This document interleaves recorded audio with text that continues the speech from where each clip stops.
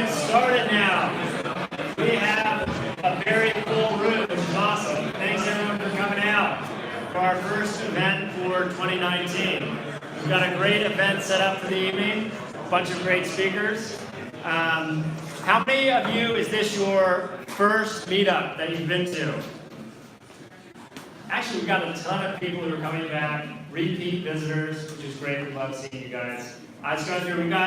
So first of all, for those of you who are new, you may not realize this, but we actually changed our name recently. So we went from being FinTech Devs and PMs to Cambrian. And I want to talk a little bit about what inspired me to make that switch. So the story of this meetup is, this was a passion project that I started working as an engineer in FinTech 2 years ago. And this community kind of took off and got a lot bigger than I ever expected. And it was something I found I got a lot of energy from, had a lot of learnings, and decided this was time to go and kind of pursue this passion full time. So FinTech Devs and PMs started out 2 years ago as a way to have conversations around the latest and greatest things happening from a product perspective in financial technology. The idea was to bring together people who weren't just in FinTech or thinking about FinTech, but actually people are out there kind of building things. So we have presenters come out and talk about the problem they're working on, why they kind of addressed that problem, how they thought about solving it through product and technology, and kind of go from there. So we have a really rich group of presenters, and also that is reflected down in the community itself. So that's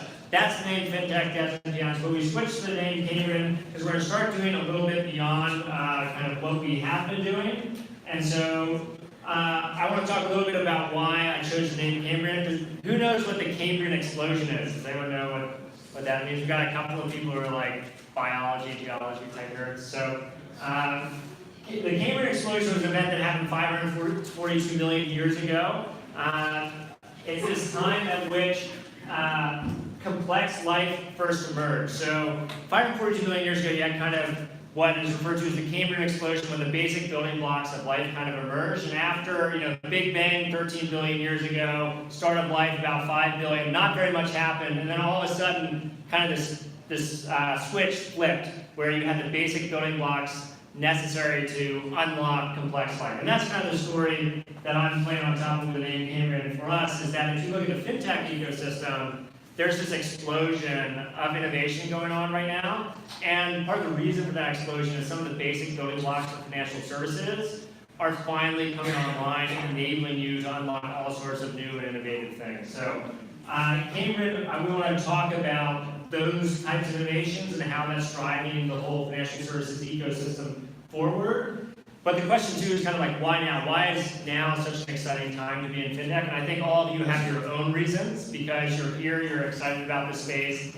Many of you, most of you in fact, are working at FinTech companies. But one of the reasons, of course, is that there's an opportunity because the services as they exist today, they aren't perfect, and people aren't super happy with them. So that's an opportunity. But beyond that, we're also seeing for the first time, or in a new way at least, that we have kind of technology-enabled platforms that are unlocking new services. So you can think about the first tech companies that got started. They were kind of not in walled worlds with fewer external dependencies than a highly regulated space like finance. So you think about Google, it makes information on the internet accessible. You think about Facebook, it makes social information in your social graph accessible. If you think about FinTech, all of a sudden you're moving money, you're interacting with, in the US, 13 different regulators or more, depending on how you want to count it. And so it's taken longer to kind of have technology climb up that stack and allow software to start to address problems in the FinTech space. So there are a lot of companies that have kind of come along and are creating this AWS of FinTech. We have a lot of them in this room. Plaid, Quovo, and Yodlee are great examples of data aggregators. There's also sponsor banks, people offering core banking services through APIs, a bunch of other services. Maybe one day blockchain will be this thing that unlocks a lot of things, but we're still like super, super early in that. But there's another thing that I think is unlocking a lot of innovation in the ecosystem, and that's just the talent that's come to the space. So the FinTech mafia, and that's basically all the people in this room and all the people in the Bay Area and in New York and in London and places around the world, that if you think about FinTech, it wasn't really even a word until 2009. And when it came online, at first maybe you had just technologists come to the problem, and they didn't necessarily know a whole lot about the world of finance, although they certainly knew some. And if they did come, and they were technologists, there are tons, banks employ more developers than I think all of tech companies, although that may be starting to change. But technologists have not been first-class citizens in the world of finance for a long time. But that has started to change. So we're coming to the point where fintech starts, in 2009, and after that, after it's now, 2019, it's been about a decade, and some of the first fintech companies have really started to grow, and as they've grown, they've also had really deep benches of talent, where technologists are first-class citizens, and those technologists then can go on to kind of find their second or third opportunity and really think about rebuilding and reimagining financial services through software. So that's the thing that I'm most excited about, and why I like bringing this community together, is I think that it's this group of people and all the experiences you share and the problems you've looked at over time, and then getting together in a room and hearing from other people so you can seek analogous inspiration about the kinds of things that you can build based on the new affordances of new technology and just kind of the increased awareness of what's going on. So that's the whole story behind Keyrin. As I talked about, the thing I'm most excited about, and will still be spending most of my time, so I'm doing this full time now, is thinking about the community and how I can help you guys as you think about working on interesting problem financial services. I am also starting to do some angel investing. We'll do a syndicate on AngelList, but that's more of a thing that we're getting started with. And then, as part of running this community, there's often early stage entrepreneurs who come in looking for guidance, and I love helping people out, plugging them into things, and getting them set off. We're not going to be an incubator or anything like that. Our goal is simply to allow entrepreneurs who are looking and kind of have ideas to help them explore new things and get connected to the right resources. Or if you're a later stage company and have very specific needs, I love having conversations about kinds of things you can think about and the problems you can solve. So those are the kind of other two spaces we're growing into. But tonight we're here for a very specific reason. We're going to talk about the future of real estate, and we have three awesome companies to do that. We have Blend, Opendoor, and then Unison. So before we talk about their presentation specifically, I just want to talk high level briefly about the residential real estate market. If you think about the residential real estate market, rule of thumb is that about a third of all wealth is held in the form of residential real estate in the country. So in the U.S., total net worth of households is about $100 trillion. $30 trillion of that is represented in residential real estate. About half of that is financed through mortgages, so about $15 trillion outstanding debt. It is a huge, huge asset class, and this is just U.S., in one of the most developed countries in the world. You would think, large asset class, developed country, it might be something that works really well for people. But the reality is that it's not that great. If you think about it, there are a lot of problems. It's slow and expensive. When you want to go out and you want to sell a home, it will take 30 to 45 days. You have to engage with a real estate agent. Oh, by the way, real estate agents are the second largest lobbying group in the country. They're right behind the U.S. Chamber of Commerce. And as you can imagine, not a whole lot has changed in how you buy and sell a home over the last decade or so. It involves engaging with real estate agents and paying a pretty fixed fee that for some reason hasn't seemed to change for a long time. Then from a mortgage origination perspective, even if you go out and you're trying to buy your new home, you might think that, I'm getting a mortgage as part of a huge asset class. It's going to be this nice refined experience. You could not be more wrong. Banks don't have a great NPS. The mortgage component of banking is even worse.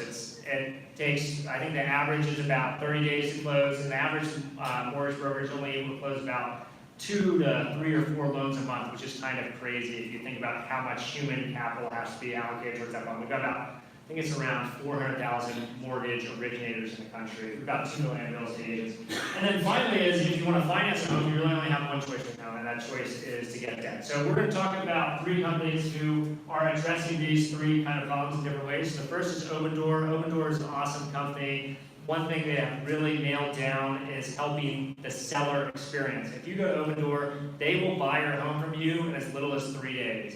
And right now, they'll do that at a discount to the market value that's roughly equivalent to what you may pay a real estate agent. But instead of having someone come through your home in the course of 30 days, they can potentially get it done as little as 3, or set a time in the future and say, this is when you're actually going to close the sale. So that's a huge win for the seller. But when Opendoor takes control of that house, they also have another problem, which is they need to turn around and buy it. And if someone walks in and wants to buy that home, and they don't have 100% cash, now they have to get a mortgage. When you get a mortgage, that takes 30 to 45 days, and from Opendoor's perspective, that's a problem to have that house on their balance sheet for a long time. So a big part of their business model is figuring out all these inefficiencies in the system one of the kind of sore points in moving homes onto their next owner is the mortgage process. So we're going to talk a little bit more about that tonight. And then finally, if you do want to finance a home, you really only have one choice for a long time, and that is debt. Unison is actually a company that does equity-based investments in homes.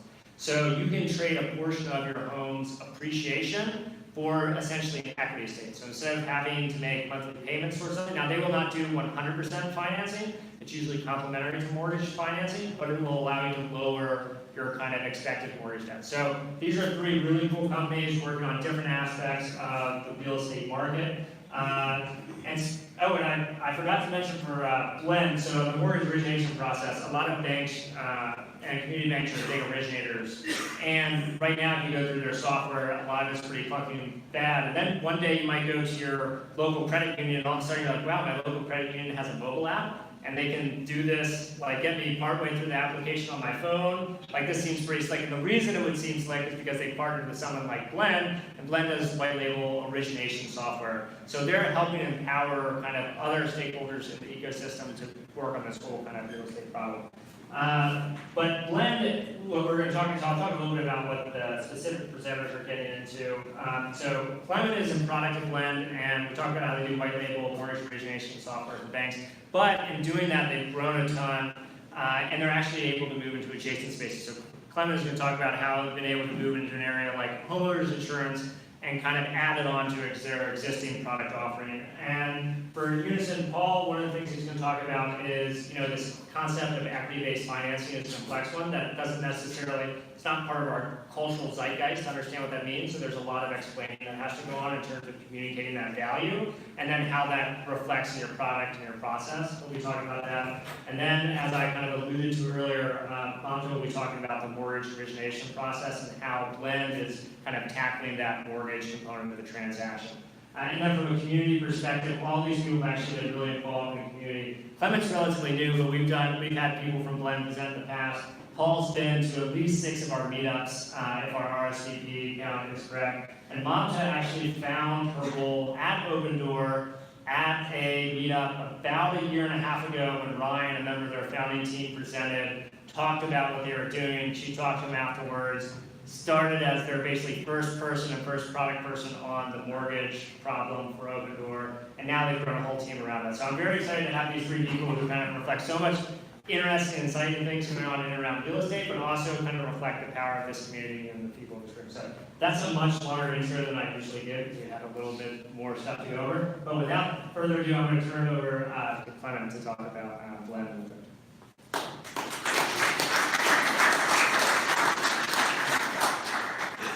Awesome, thanks so much. So first off, really excited that all of you are here in our beautiful space. Really happy that we've totally packed the 5th floor. Again, thanks so much for coming out and visiting the Blend office, as well as participating in this vibrant fintech community.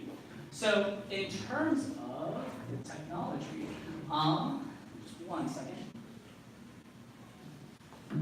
Just logging in.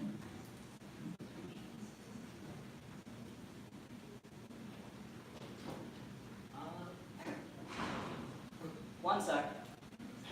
Sorry.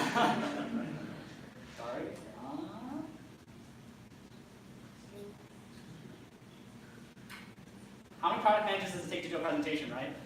Anyhow, starting back over.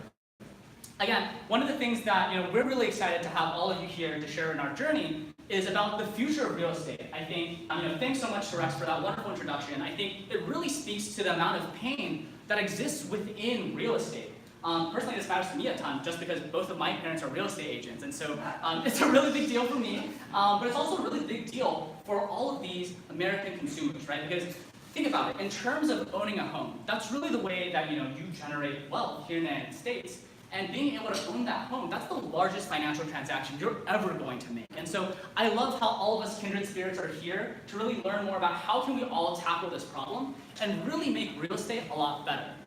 So just in terms of where I'm going to be focusing today, I'd love to tell you a little bit more about our integrated mortgage experience. And so I think Rex called out a lot of really amazing points around how painful it is to do a mortgage. And so I wanted to talk a little bit more about how Blend is currently innovating to dive into areas that may not at first glance look like they're related to the mortgage, but are actually really deeply interrelated, and show you how, by being really innovative and creative, we can actually provide a much better borrower experience, which again goes back to the person, the homeowner, the person who wants to be able to buy that home and move their family in. We're going to make that process a lot easier, and so that's really kind of the core focus of today's talk.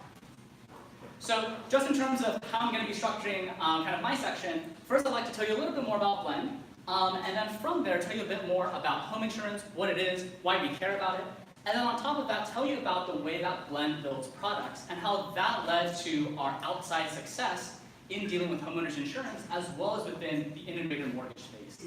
Then on top of that I'd like to give you just a little sneak peek about where we're headed with Blend kind of on this path, and then just leave some time for Q&A. Okay, awesome. So first off, what is Blend? Well, of course, it's this gorgeous building with all of you here again. But really, what we are is we're an intuitive borrower mortgage application. And so, kind of each of these words have been really carefully selected to really show, what is that we provide to the lending ecosystem and to real estate. Sorry about that. And so, in terms of what that means.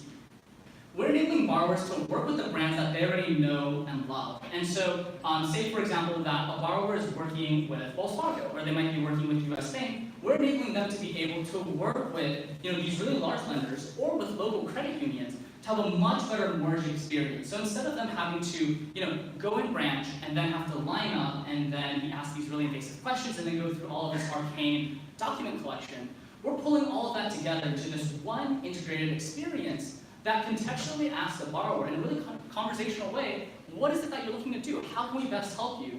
And then from there, just make that mortgage process a lot easier. So instead of it taking 2 to 3 weeks for you to be able to get all of the data that you need for a loan officer to help you with your mortgage application, it takes you 30 minutes, right? And kind of down here, this is kind of our mobile responsive view of Blend.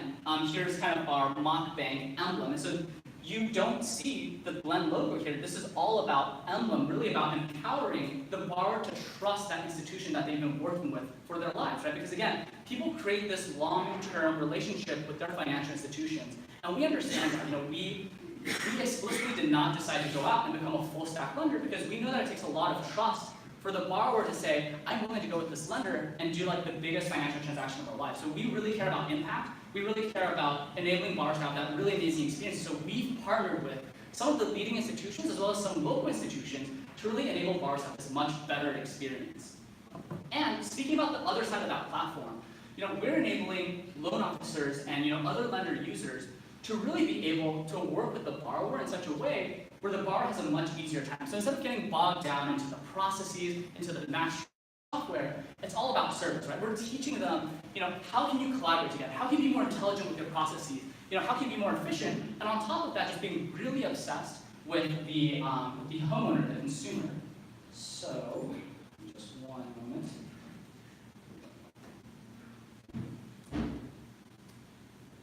And so, just to talk a little bit more about kind of both sides of this platform, right, the Blend platform, in terms of how we serve borrowers, it's all about creating guided, intuitive, and connected flow. So what does each of those words mean? In terms of a guided flow, for mortgages, a lot of it is a lot of really complex financial jargon. A lot of it is to, really protect the lender in terms of compliance. Whereas we want to use plain English. We know that mortgages are really complex, they take a really long time, and so we want to be able to guide the borrower through this process, whether it's their very first time doing a mortgage or whether they've done a mortgage, a couple of times. On top of that, it's intuitive, and so throughout the process of applying for this mortgage, we're pulling together questions in a way that builds trust throughout the process. And so one really good example is, it's actually a required question on your mortgage application to identify your ethnicity for fair lending purposes. And the thing is, if you come up front and you say, oh, what ethnicity are you, right? As soon as you start an application, that's a little bit weird. In terms of the way that we've been working alongside our borrowers and our lenders, we've really thought deeply about how do you sequence all of these questions in this entire process so that you're building trust throughout. And then on top of that, we layer in connectivity. So instead of the borrower having to go back and try to dig up all of these documents, based on the information that the borrower has provided to us, we can then enable them to go reach out to third-party sources to then go verify the information that they've pulled in. So for example, instead of me having to go find my W-2, I can just, through Blend, connect directly to, different tax form providers to be able to pull all that information in. And on top of that, Blend provides an omni-channel presence for the borrower. And so what that means is, Borrowers are, they come in all shapes and sizes, right? There are people who are much older, people who are much younger, people who have different life goals. And so we enable borrowers to work with their lending institutions over the phone, in person, on a computer or on their smartphone. And so we really want to be there for the borrower, kind of however they want to work. And we enable them to shift in between these channels really seamlessly. So that's really the experience that we're providing the borrower, the consumer, to make that mortgage process a lot better. And in terms of how we're serving the lender, we have intelligent automation. And so what we do is we're looking at the borrower's application as it comes in to kick off the next sets of workflows that we know are going to be coming. So for example, let's say, I have a pension income, right? One of the things that a lender's going to need is a pension award letter to actually go and verify that, oh, you do actually have that pension income. And so instead of waiting for the loan officer to ask the borrower to get the data to then be able to ask for the document, we already know that the borrower has stated, I have pension income. And so we can directly ask them, hey, go ahead and upload your pension award letter as soon as you finish the application. And it just cuts down the time to close really quickly. Right? So it's things like this where we're really making the experience a lot more seamless and really automating a lot of these processes together. And then on top of that, how we're serving lenders, a lot of it is just simply centralizing and enabling them to collaborate. So one of the key challenges of kind of a world without Blend is you might have people trying to coordinate over email. You have very fragmented views of the borrower. Some people might see the docs, some people might not see the docs, some people have information, some people don't. Whereas we pull all of this information together into one single platform so that they can all work together on servicing the borrower rather than struggling with all of these different integrated suites of software. So that's really what it is that we're providing on both the borrower side and the lender side. In terms of who we're currently working with, we're really humbled and privileged to be working with more than 25%, honestly, of all the mortgages within the United States. And so here are a couple of the logos that we currently are working with. And that just really goes to show that by being really focused on the borrower and by thinking about how can we reimagine this experience, we've actually gained a lot of traction and are providing a much better experience so that it doesn't take you so long to be able to apply for that mortgage, just so that you can finally go shop for homes and be able to move into that dream home and reach those financial goals that you're looking for. And so just to talk a little bit more about home insurance, so I wanted to give you guys a quick overview of what it is and kind of why it is that we care. So basically, home insurance is something that a lender needs from a borrower. Because if you think about it, when a borrower is going to get a mortgage, what they're saying is, I'm going to give this lender the promise of the property, and then they're going to give me money so that I can go ahead and buy some portion of the property. And if, let's say, the property is set on fire and unfortunately loses all of its value, then the lender is holding an asset that no longer has any value. And so lenders ask borrowers to get home insurance really to protect the lender. It's a really key document for the mortgage to fund. But in thinking about a world without Blend today, where you don't have this homeowner's insurance within your mortgage experience, what happens is a lender then tells a borrower, oh, by the way, I need to make sure that you have home insurance. Then the borrower says, what? I need home insurance? So then they go online, they go look for quotes. It's a really fragmented experience where they then get called by a bunch of agents and they don't necessarily know how to compare all these different things. It takes them weeks and weeks and weeks to complete just to be able to not have this one document. And that creates a lot of pain. That creates a lot of time within the process that, again, the borrower, the buyer, right, and then also the lender could have been using to achieve, other goals. And so, why is it that we care, right? Blend is all about enabling the mortgage application. Well, the thing is, we actually really care about driving out friction throughout the entire mortgage application process. And so today, we're working with, more than 85,000 loans per month.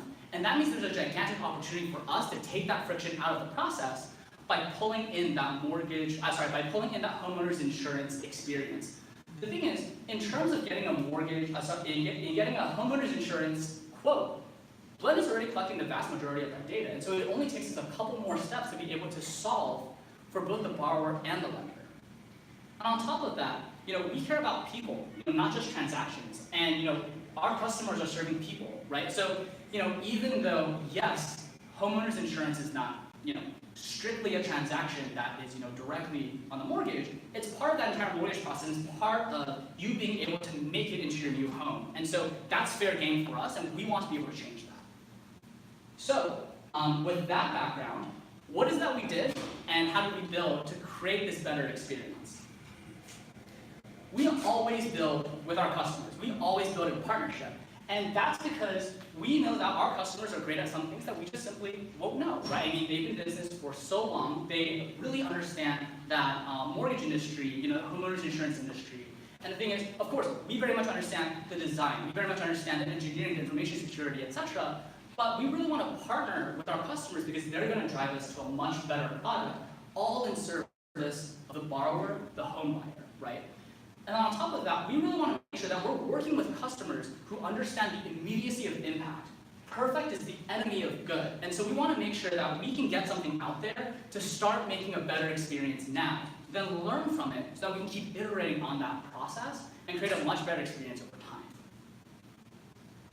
So how did we actually build a mortgage insurance product within Blend? So first off, we did a lot of digging, a lot of qualitative interviews, a lot of shadowing, a lot of quantitative data crunching. And one of the things that we really found is, hey, it's not like lenders don't think about, oh, I could offer homeowners insurance. It's just that it's not great for a lender to say, oh, let me also give you homeowners insurance because that's potentially predatory, right? Like you don't want to preclude the borrower from being able to get a mortgage by then forcing them to get homeowners insurance from you. And so we knew early on that we need to surface, this third-party experience within Blend, but ensure that it's seamless.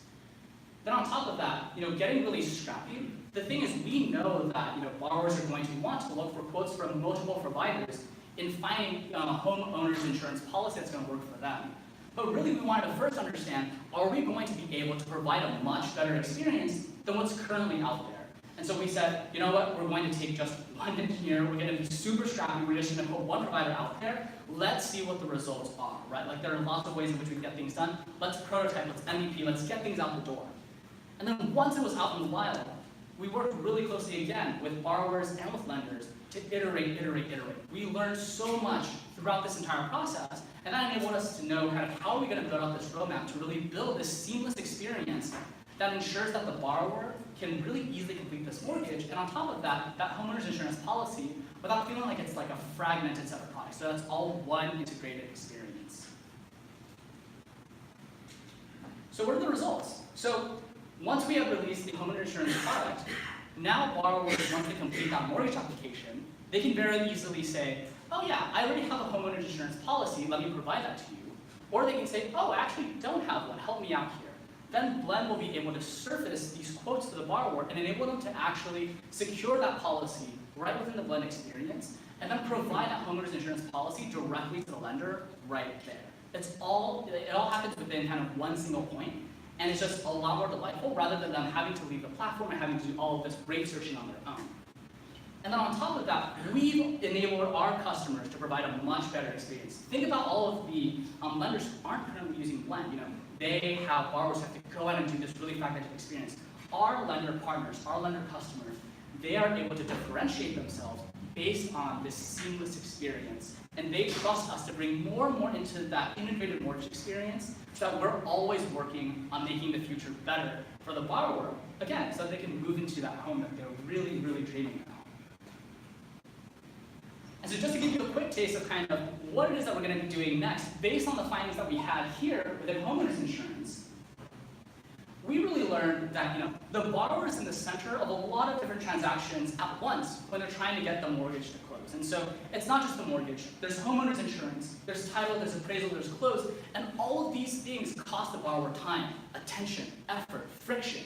We don't want that. Blend is all about being borrower first. And so by focusing on the borrower and by redesigning flows really creatively, really thoughtfully, we're confident that we can bring in more of these and kind of surface all of them into one integrated mortgage experience so that, again, the borrower can move into their dream home, the lender can continue to provide that amazing service without getting bogged down by software processes, etc., so that we can keep moving forward towards our vision, which I just wanted to share with you here.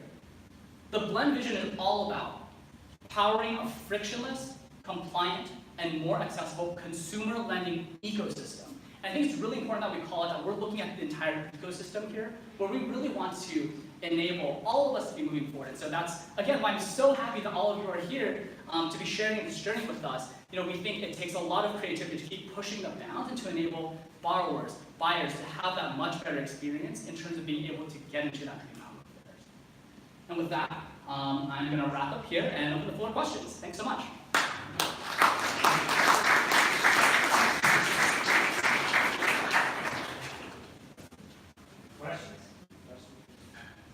Question up here? Yeah, sure.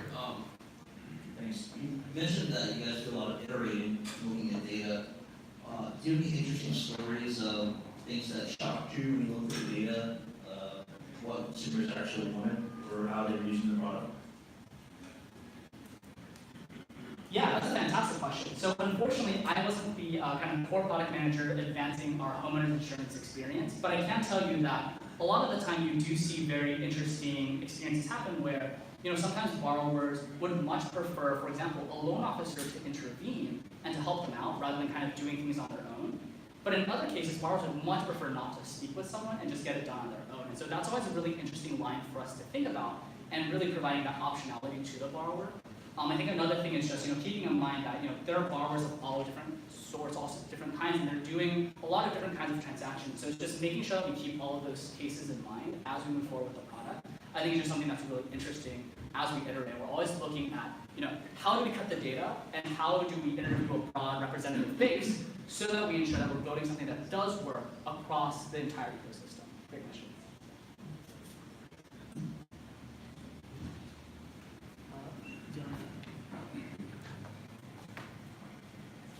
Hi. So it sounds like you are working with the lender to make the mortgage process more efficient, but you're also touching home insurance. Are you looking at the entire transaction to make that more efficient, such as the title insurance and the property tax and the closing? Yeah, so I actually touched on that a little bit at the end. Great question.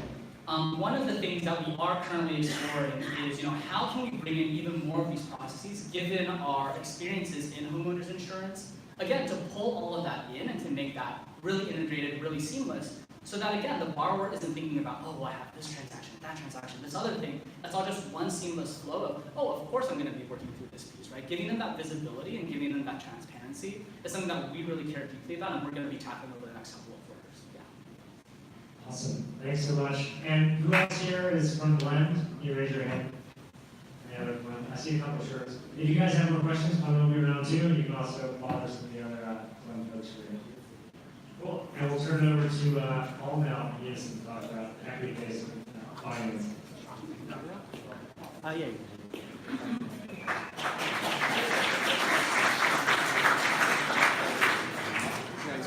Switch on the exactly. That's just my. Look at it. Can I say something? Can I say something? Oh, just try to say 1, 2, 3, 4, 5. Check. Paul's getting mic'd up. Check. One of the things I'm excited about with companies like Blend, Blend's been around for how many years now? 6 years. Is that they start with this initial product and then they're able to kind of expand that into adjacent spaces. And so I'll be excited to see the adjacent spaces beyond homeowners insurance and other places you guys go next. But looks like Paul's almost close enough.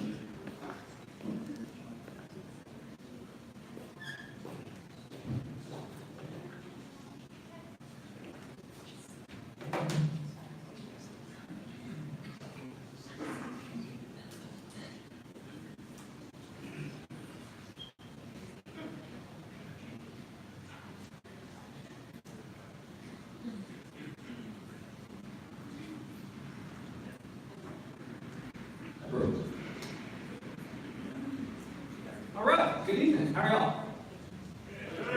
Awesome. So first off, I want to say, long-time listener, first-time caller. Thank you, Rex, for having me. My name's Paul.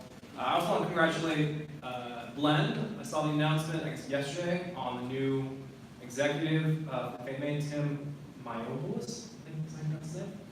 Big congratulations to y'all. It's a big deal. And thank you for hosting me. Appreciate the invitation. Unison, we're right around the corner on Kearney, California, not too far, so appreciate the convenience location. As I said, my name is Paul. My title is, I'm the Director of Business Operations at Unison. Biz Ops means a lot of different things, a lot of different technology and fintech companies. What that means at Unison is that I have led a team of generalists to stand up new functions or capabilities, negotiate big contracts, basically play a different role every 3 months for the last 3 years. It's been a lot of fun. What that doesn't mean is that I'm not a product guy, right? So you can think of this as an outsider's in view on a product topic. which also means you guys are going to be easy graders. All right, so I will start with, let me step back here. What I want to talk about is, as Rex mentioned, we have a somewhat convoluted or complicated or new to the market financial product. It's equity investing, and it fundamentally depends upon the future, about what's going to happen to the price of your home 5, 10, 15, 20, 30 years in the future, which is sometimes hard to wrap your brain around. And we have, over time, learned, adapted, iterated about how we think about communicating the value of our product and the cost to the consumer over time. But before I really get into that and the lessons we've learned over the last I've learned in the last 3 years, I'll start with, what is our company? I wrote this from my very hacky clicker.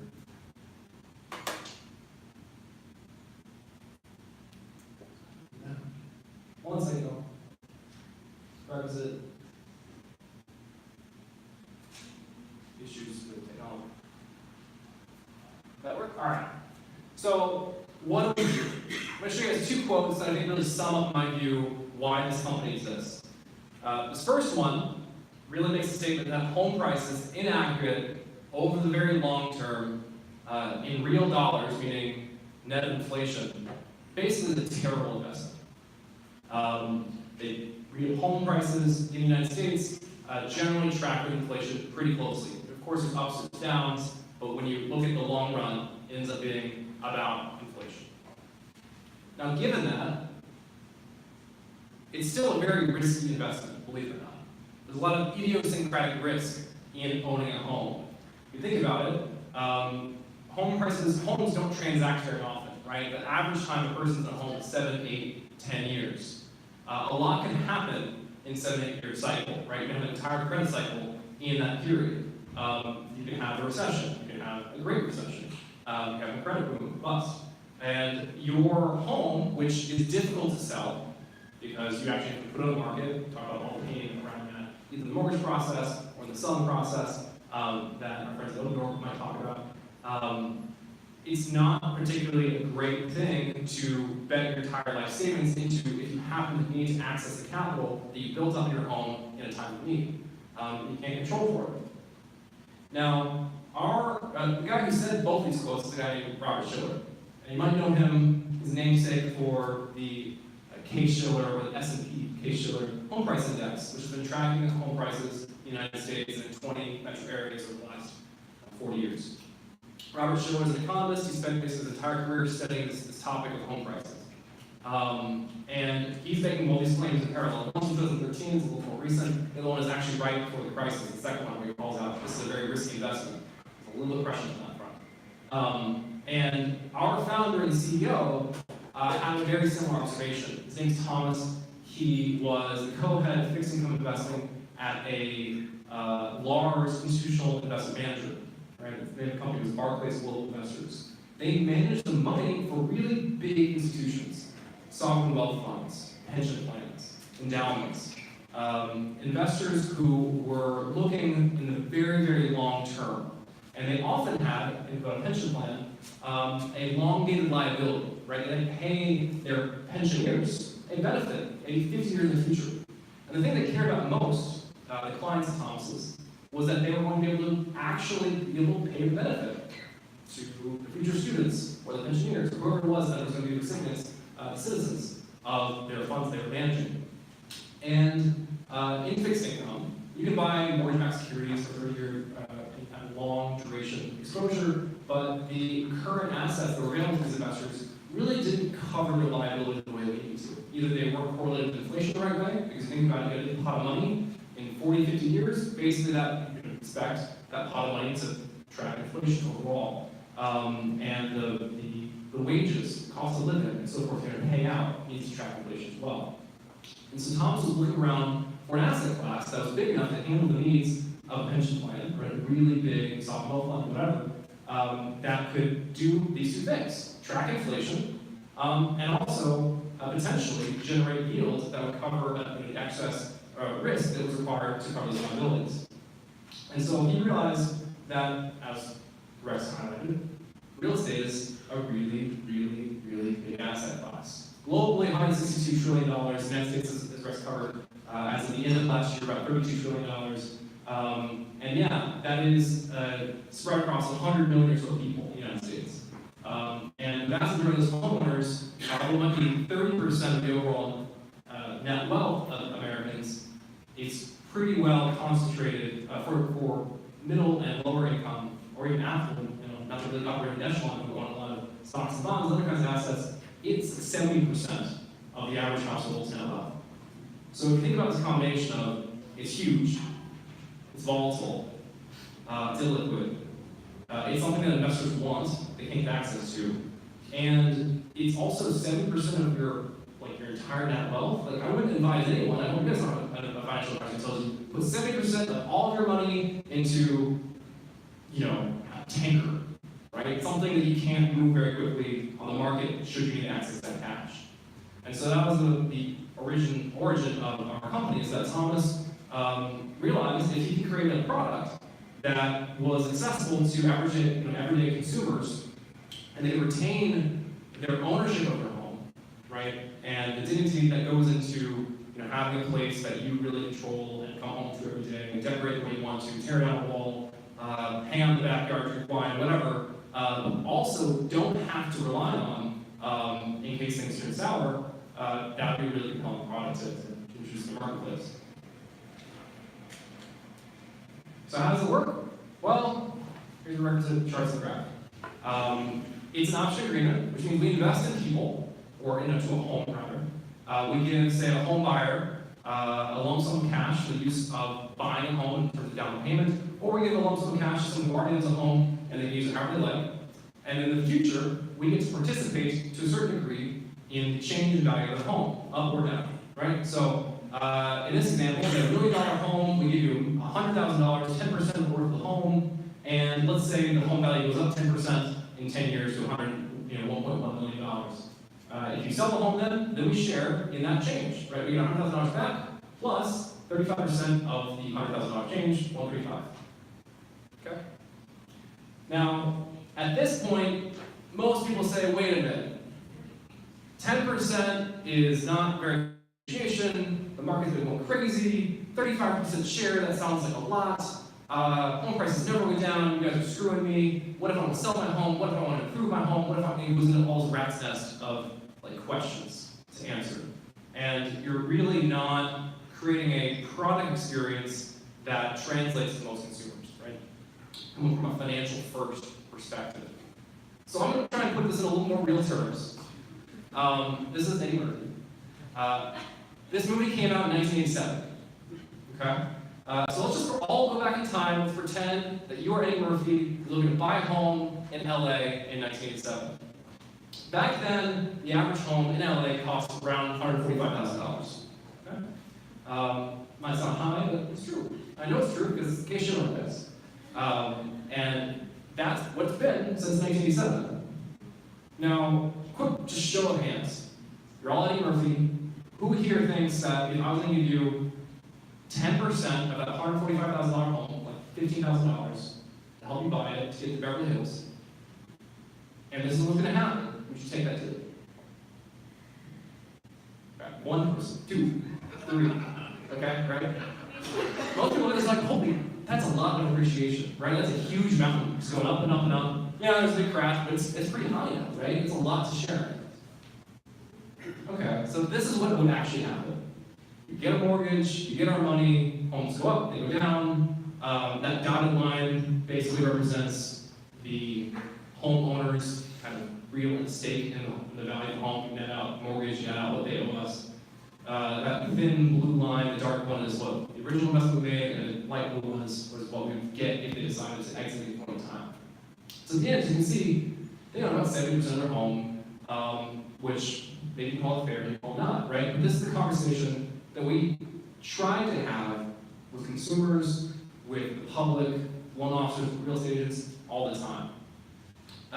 We're talking about at the end, the terminal value is $686,000, and we get $200,000 back, and it all becomes like a tabulation. It's not really about what consumer needs, wants, hopes, dreams, right? It's not really contemplating from a product management perspective, like what's the pain or the thing you're solving for, right? It comes down to forward. started our business, that's how we thought about it, right? We thought we were selling a financial instrument, and we need to be very clear and fair in how we expressed the terms of that financial instrument, so people understood what they're getting into. As I'm sure many of y'all are aware, as Rex alluded to at the top of the hour, that in the intersection of consumers and real estate and lots and lots of money, that is like a rat's nest of regulatory interest. And there is not exactly a great track record of mortgage originators, of the Federal Housing Administration, of the government, actually treating consumers in a really fair and above-board way, right? Redlining was a real thing.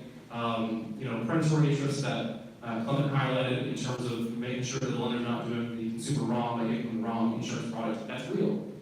These are very real concerns today, and we felt we were doing the right thing by our consumers by talking to them in clear but straightforward way about the true product outcomes. Right? What would happen if in 30 years the home had depreciated by 75%, and also your wife died, and also you lost your job? Oh yeah, you might have to foreclose on it, right? We lead with all the different things that could go wrong in the transaction, which are, we still have to do that, right? It's very important that you understand what you're getting into. We think it's very important from an education perspective that consumers know what they're getting into, but that's not necessarily the best way to grow your company, right?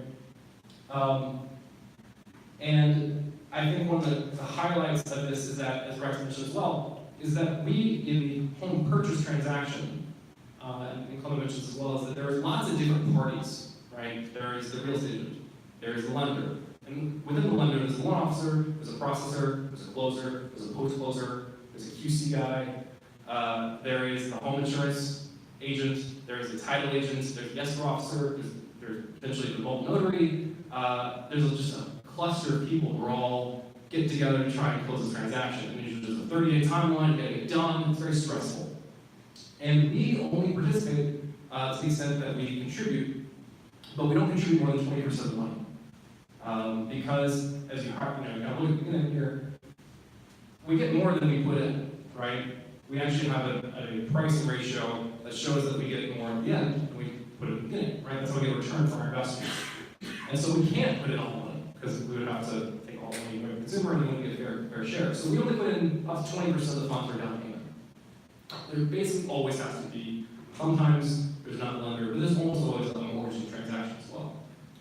And we thought, okay, we are basically kind of like Glenn, something that makes the loan officer more valuable to his clients, or a real estate agent to her clients, right? We're a tool they can use to get consumers into a better home, to a home faster, might qualify for a mortgage in a situation where they otherwise might not, maybe because they have an income situation, maybe because they are self-employed and their income is volatile, whatever, right? They didn't DTI qualify, add our funds to it, deal goes through, right? We're a save for the loan officer to do more than 2 transactions a month in the third transaction that they otherwise wouldn't get. And so that's how we went to market. We were basically a B2B business. We were selling into loan officers first and foremost, and loan officers, they love the charts and graphs and tables, right? Even though they are financially savvy consumers as opposed to their own, right? There's roughly 500,000 loan officers in this world, in the United States. Most of them only do 2 transactions a month. The top 20% of the rule to 10, and that's what we're going after. They're really financially savvy loan officer who understood all the ins and outs of a mortgage transaction and could speak mortgage very, very clearly. And the idea was that if they understood our product, they would pull it off the shelf when we needed to and sell on our behalf.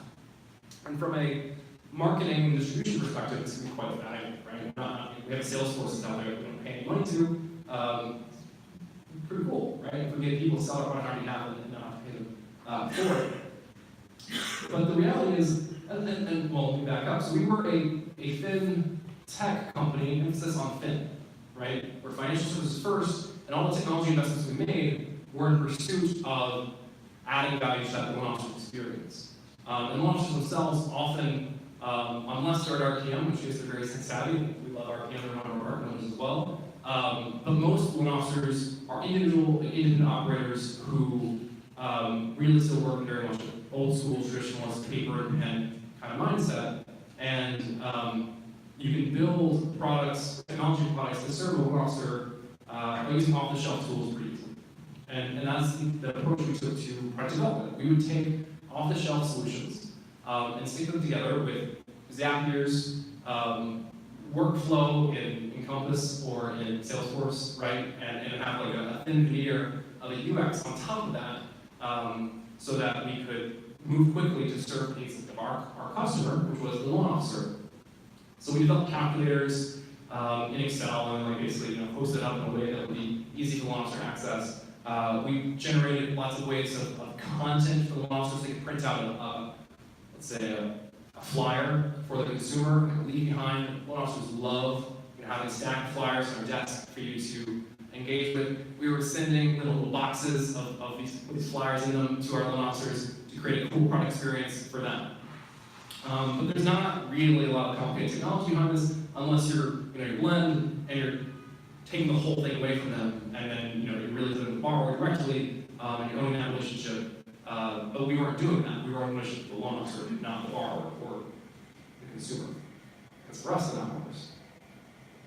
Now, the implication of this is this loan officer and real estate agent forward mindset bleeds over into how you talk to your actual consumer, right? We still have someone with a direct relationship with the consumer. They are signing a contract with us.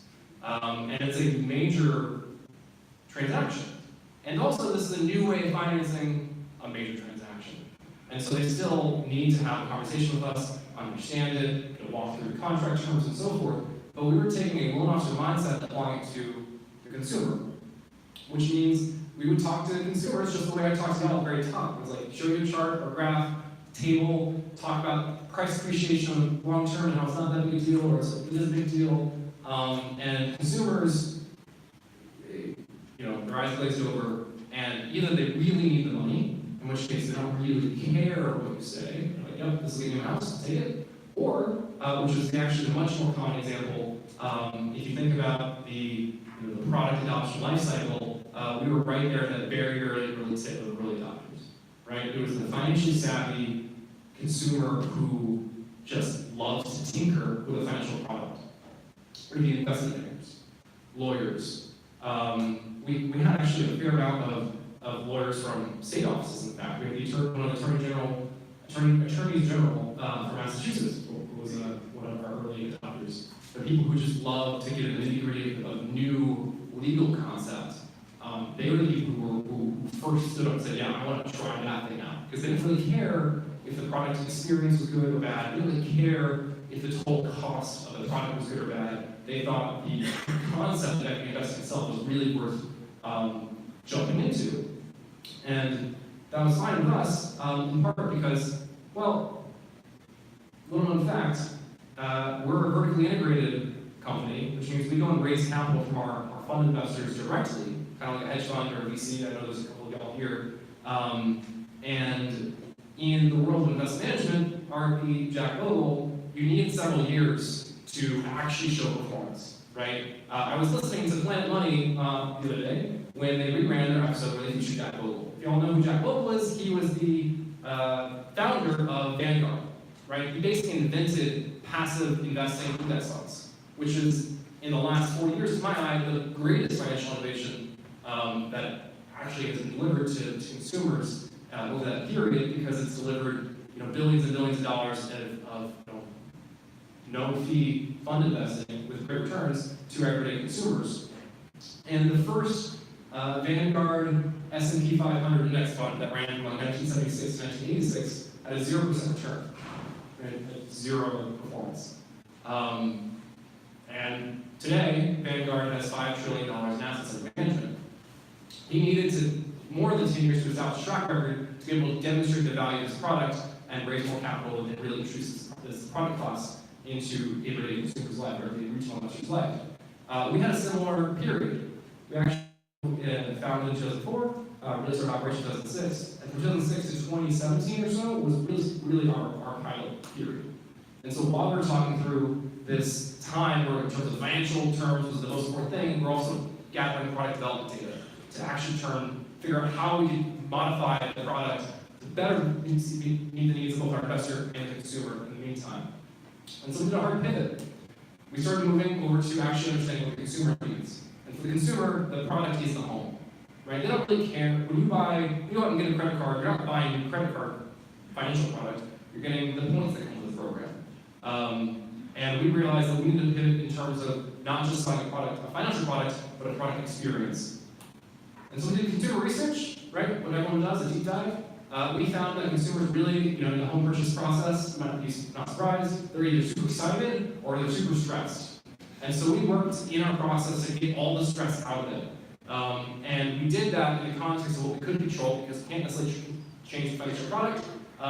We worked with partner lenders like RPM to change our process so we could fund as quickly as possible, so they were leading the process, and we took technology out of the situation. We worked to be able to tweak our risk algorithms so that the consumer can offer as soon as possible, as early in the process, they can go to the offer table, with a nice piece of paper, nice letterhead that says, Unison, a sophisticated investor will give $50,000 in this transaction. We did things to actually form a true product team to iterate on the UX to get feedback from the consumer about what they needed. Prior, we were sticking bubblegum and sticky tape together for the Salesforce stuff.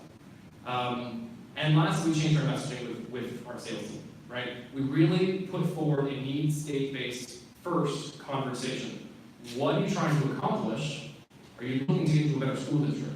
Are you looking to reserve some cash for your kids' 529 education fund? And then talk in terms of everything past that in those terms of consumer about what they're trying to accomplish with that home purchase. Where are we going? Well, like everyone in this business, we recognize that if we're going to be really valuable to consumer, we have to own a lot more, right? Whether it's home insurance or Opendoor mortgage, Unison as a 20% down payment assistance program isn't sufficient either to really continue to add value to the consumer. And so we're aggressively looking into moving new spaces as well. And you can think about equity, there could be a lot of places that can go, but at its simplest, the easiest place is on mortgage, right? We can actually try to dial up or down the use of equity to really give the consumer exact price discrimination. If they want to pay more per month or reserve more cash, whatever, we can give them that optionality. And so we're excited to move those spaces in the future. And I'll go to questions now, because I'm getting told to wrap up. Let's do one brief question. Monty, you get set up too for doing that. Maybe I have one question for Paul. I'll just shout it out. Yeah. How do you get your fund investors comfortable with the timing and magnitude of your returns? I quite didn't hear that, sorry. How do you get your fund investors comfortable with the timing and the magnitude of the returns they'll get? Yeah, so how do we get fund investors comfortable with the timing and magnitude of return? The simple answer is we do a lot of modeling, right, to show how is the return sensitive to changes in interest rates or changes in home price appreciation. We do what all fund investors do is we basically go to market and say we can get this much, net of fees. Are you comfortable with that? And as I said, we have a 10-year track record in terms of funds we've managed since 2006. So we actually can show how this asset performed down cycle, which is ultimately what everyone's really concerned about. Home prices are going great. We've got a level of investment on home price appreciation. Most people are like, awesome, it's a great return. And then lastly, we're just choosing about who we go to market to, right? Not this kind of fund investment is not ideal for all investors. We are really people who are willing to put 30-year capital aside. And so we go after really big people who need it, match the liabilities. There's one more question. It's okay? All right, we'll keep going.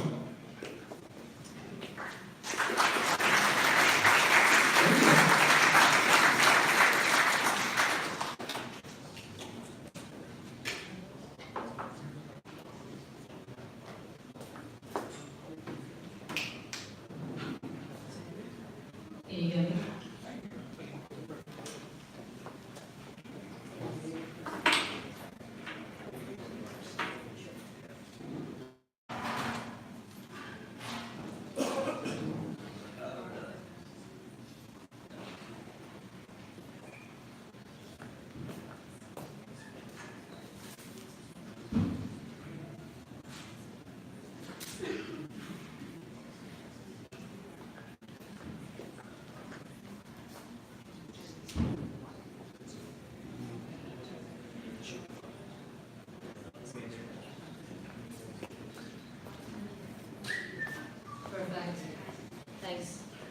Clement. Thanks, Paul. Rex started off with, I moved to San Francisco about, 18 months ago, and this was my first startup, my support meetup that I attended. I knew nobody. I'm glad that I know a few faces, but I met Ryan, which was my ex-boss, and we talked Opendoor, we talked mortgages, and it was a fantastic start to my role there. So everybody here, I'm so happy to make the connection, and I'm happy to come back, Rex, and pay dues, because he's told me that a few times that I owe this not just to the community, but also to basically get the word out for what Opendoor does and what we're trying to do next. So I'm not going to dwell too much into Opendoor, but I want to give you a little bit of the background. You hold the mic up a little closer. Sure thing. Better. What's the problem we're trying to solve? Opendoor, we're all, I think, Blend and Unison, everybody's trying to solve the problem. We all have different flavors to it. The big problem is that we have 1.5 trillion of real estate being bought and sold through the broker system. So people have talked about, how long it takes from, finding a realtor, listing your home, cleaning it up, the showings, take your pets out, take your dogs out, take your kids out, let people, buy a home. When someone puts in an offer, you don't know whether it's going to go through, whether their mortgage is going to come through. Next, as you turn around and buy a home, you're doing the exact same thing on the opposite side. You look for homes, find a home, don't know whether you can afford it, don't know whether your mortgage will come through.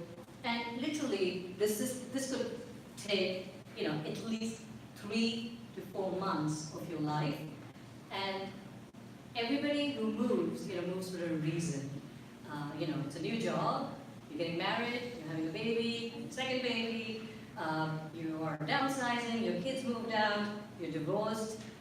So you're trying to do this in addition to what else is happening in your life. And that's hard, it's really painful. But Opendoor is trying to change that.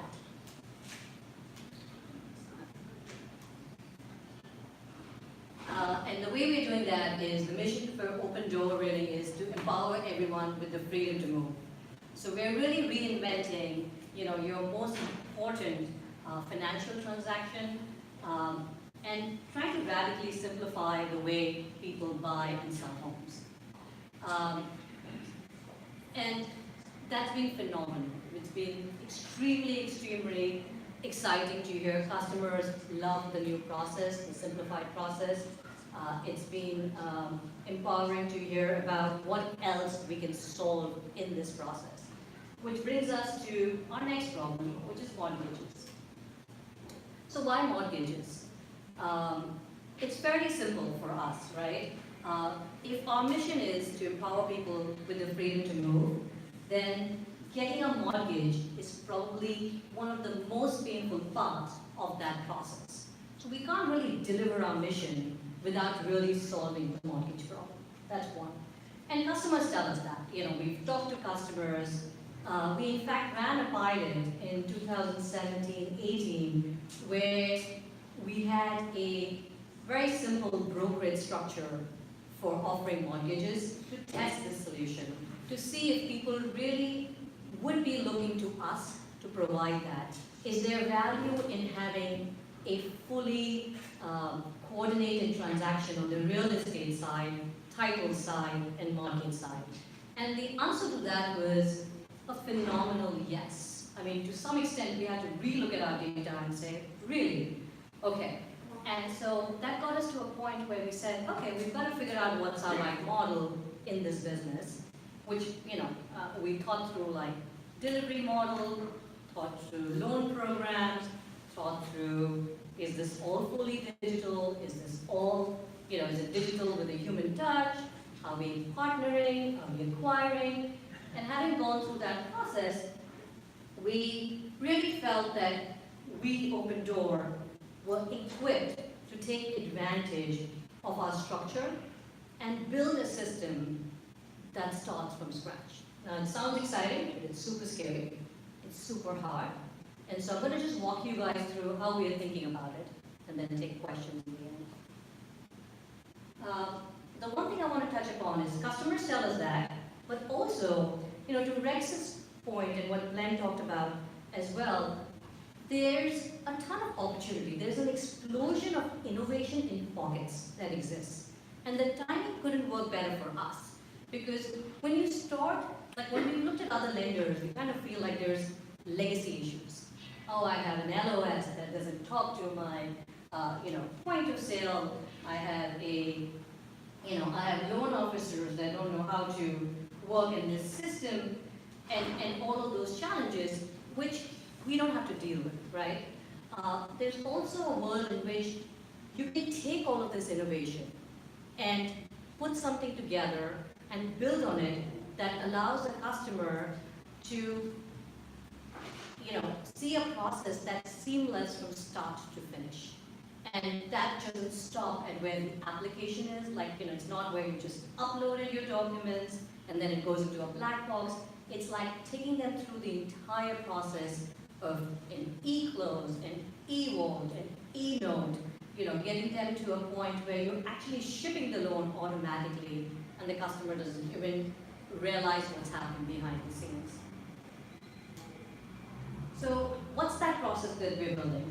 So it's very simple. We're building, on the buyer side or the buyer experience, an integrated offering that really works closely on the real estate side. When for a customer, it's not a home purchase and a mortgage or a title. They want to move into this house, right? And to be able for them, to allow them to really go in and look at that entire transaction together, know what parts are moving, what they need to do, but having the certainty that we're going to meet that date. And that date is not 30 or 40 days, that date is much shorter. That's the kind of experience we're talking about. The second thing we're looking at is the transparency and the trust and confidence.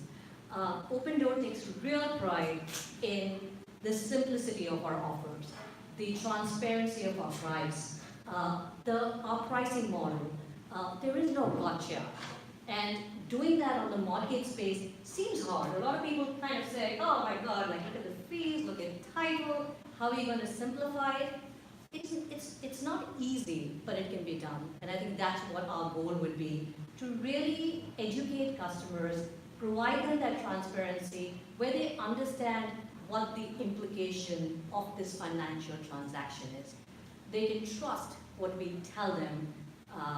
They can bank on advice not just from our tools, but our people to be able to make that right decision. The third part is the digital intuitive backed by human touch. So we do a lot of research, and it's interesting, a lot of, in the mortgage space or the lending space, there's a lot of talk of, millennials, just want a digital process, and, if you have customers that are older, and, they're probably looking, they don't feel secure about providing their data, and I think that's gross generalization. That's not true at all. We just did a study with a younger group of consumers, and in fact they said, you know what, I don't understand this process. I'm doing this for the first time. I want a human being to be able to explain to me how pricing works.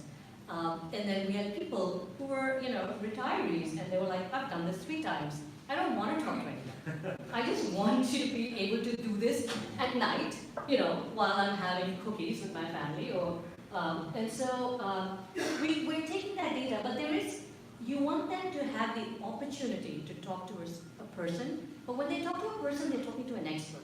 They're not talking to any person. That this person really knows exactly where the person is stuck, what are they looking for, and what is the information that would help them get to that next step. And then the last piece is, scaling and operating with efficiency. So having been in the lending space for a few years, it boggles my mind.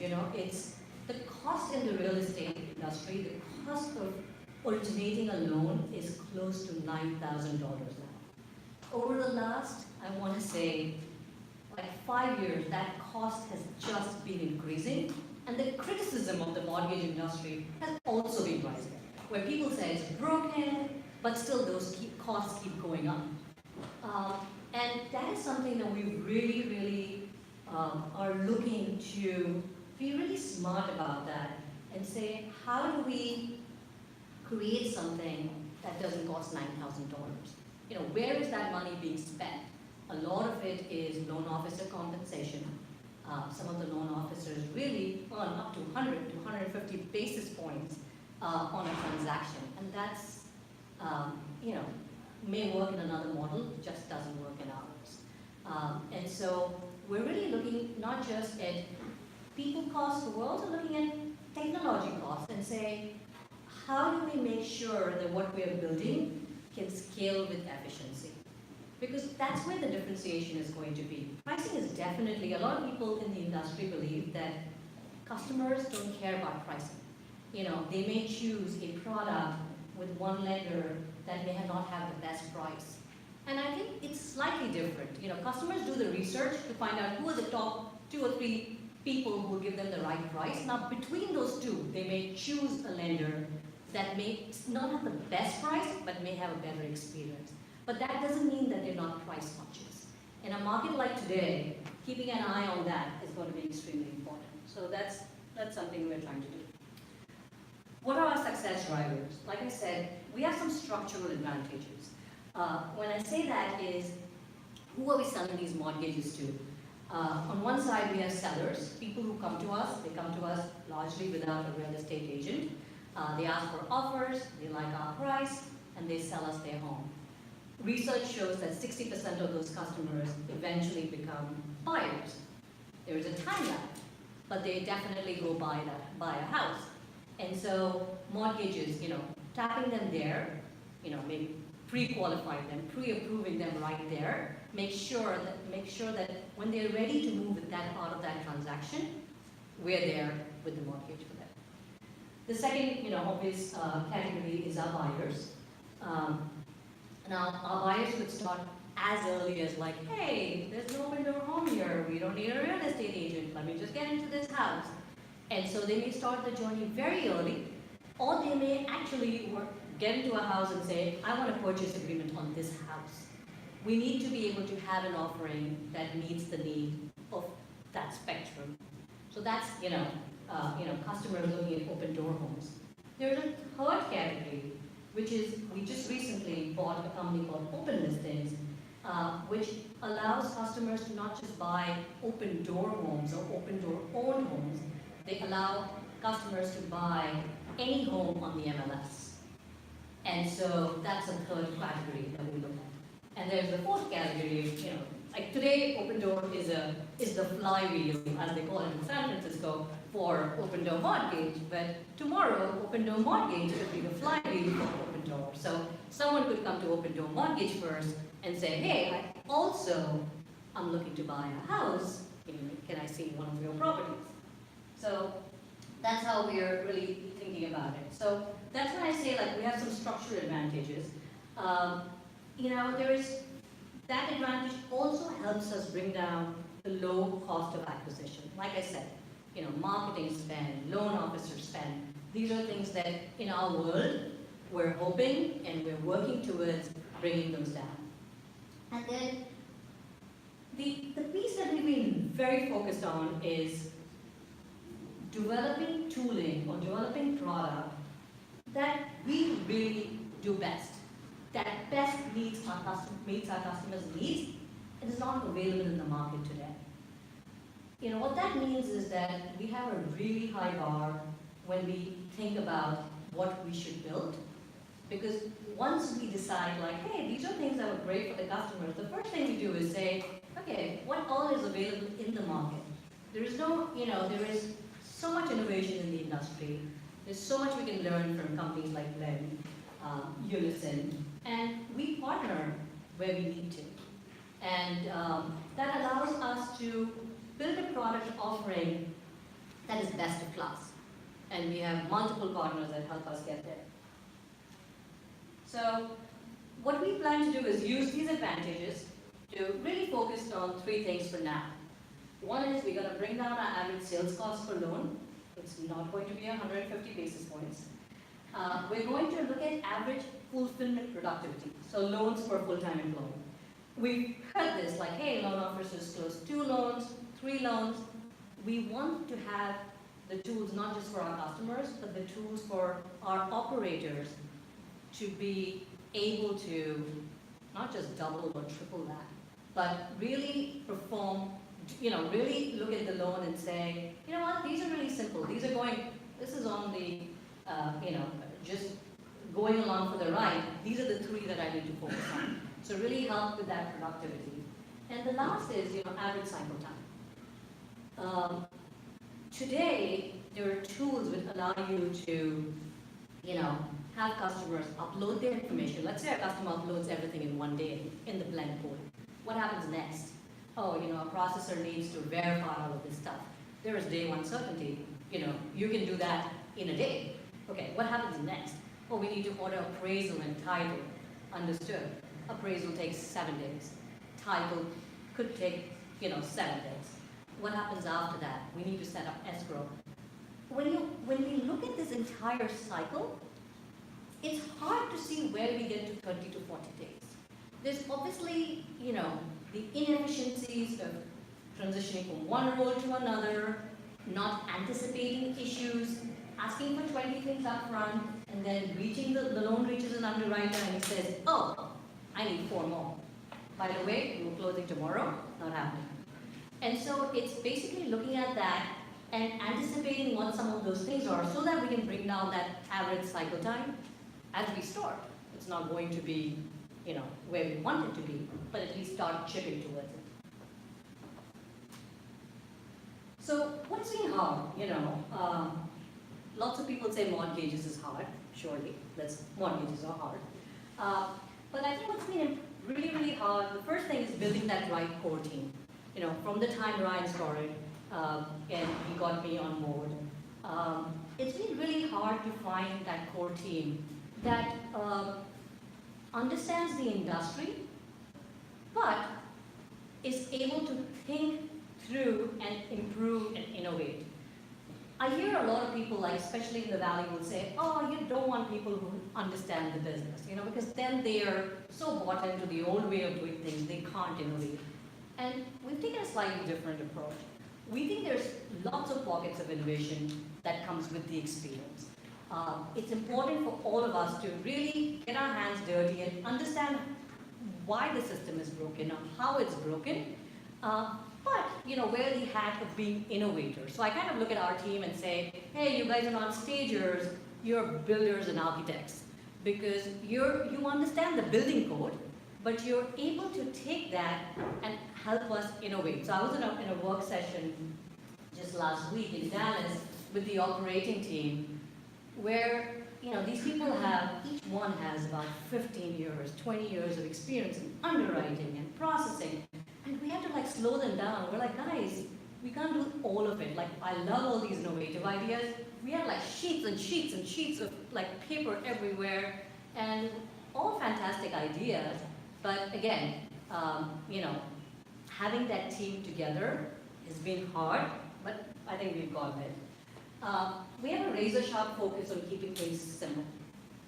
Not just from a customer perspective, but also our offering. We've had many debates on, we should do FHA, we should do every kind of loan program, should we do, should we look at every offering that our customer could potentially need? Or should we say, with these 5 offerings, we meet the needs of 90% of our customers, and that's what we've chosen to do. We've chosen to build something that works for 90% of our customers. We'll take care of the 10% at some point. The other piece is building the strong foundation. So there's a lot of pressure, when you're in the startup world, to get things done real fast, and that's important. And I understand that, but it's like that Salesforce story, right? I mean, you've got to have the foundation to be able to accelerate. And so we're taking the time to keep it simple, build a strong foundation, and the acceleration will come, eventually. I think it's easier for us a little bit because, we're banking on Opendoor, And so we have a little bit more leeway in time in getting this done. So we're taking advantage of that. And the last thing is being very clear about, what we are building and what we are partnering. So, we're definitely partnering with Blend. That's one of the providers. But when we talk about providers, we have a pricing engine that we're looking at. We have an LOS. We have a compliance system. We have tools for our operators that we've partnered with. But we're building dashboards for our customers that allow us to bring in real estate information, title information, mortgage experience, that only we Opendoor mortgage into. So we've been really smart about that, and I hope we continue to stay that way. So what are we really excited about? Eventually the goal for Opendoor is to move to a one-stop move. We really think about it as, like homeowners, right? Will continue to experience that transparent, frictionless, certain home sale at a fair market value. And that's important for us. The other thing that's important for us is to build that trust. Customers will trust Opendoor as the source of truth for their real estate pricing. That's extremely important. I really think that our product is our price. We get the price right, customers are definitely coming to us. Our home buyers will have an experience that will allow them to not just visit a home, but they can make an offer, they can close everything with the simplicity that we today offer our sellers. And that our customers will really have an integrated suite of services, mortgages, title, escrow, we're already in these businesses, but others as well, to make that a really coordinated transaction. So with that, we can continue to reinvent and reshape, and same purpose, empowering millions and millions of people with the freedom to move. I'm going to take questions here.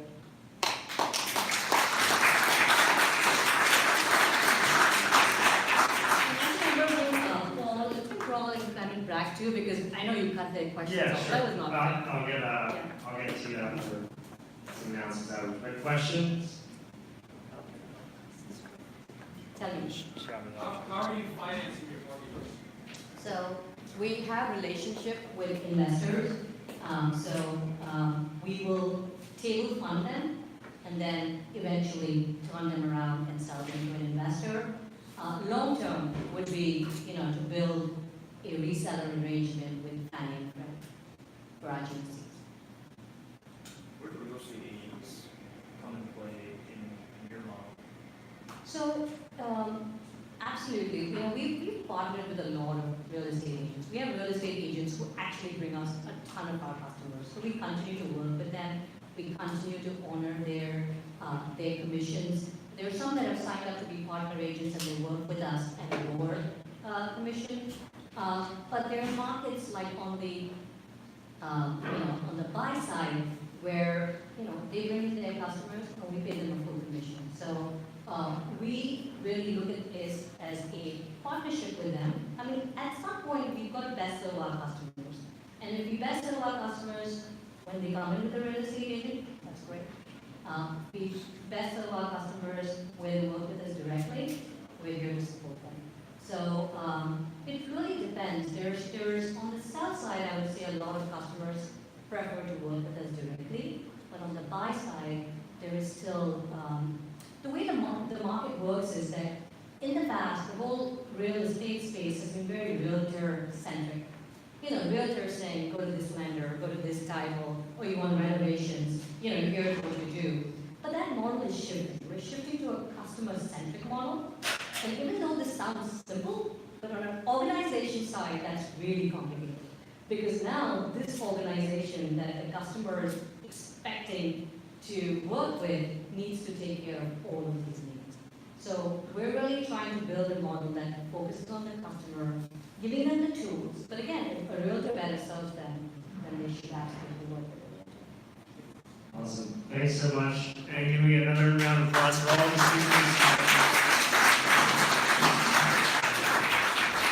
And they'll be around too. We've got both Paul and Clement up here, so I'm sure they're happy to answer more questions in person. Before you guys head out tonight, just want to let you know what we have on the docket coming up. So we actually have another, Our next event is on the future of real estate, February 19th. It's going to be hosted downtown in Schwab Space, right off of, not too close, about 10 minutes walking from here.